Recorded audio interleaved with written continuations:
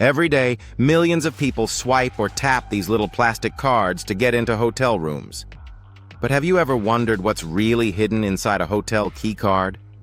Today, I'm reverse engineering a hotel key card to reveal the mystery technology that opens doors, stores data, and keeps your stay secure. Stick around, you won't believe what's packed into something so small.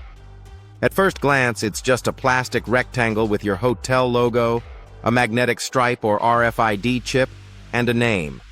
Simple, right? But don't be fooled, inside lies the technology that controls access to rooms, elevators, and sometimes even the minibar. Let's take it apart and see what's really going on. Some hotel keycards still use magnetic stripes, which store data by magnetizing tiny particles in the stripe. Each swipe sends your room info to the door's lock. It's simple but vulnerable to cloning. Anyone with the right device can copy the stripe.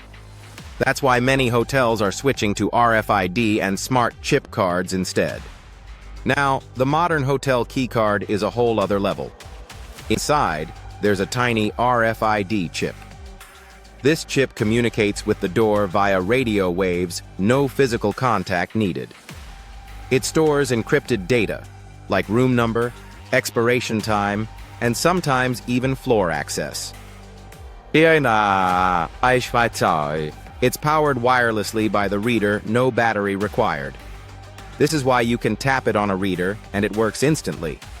The chip is tiny, but the security it provides is huge.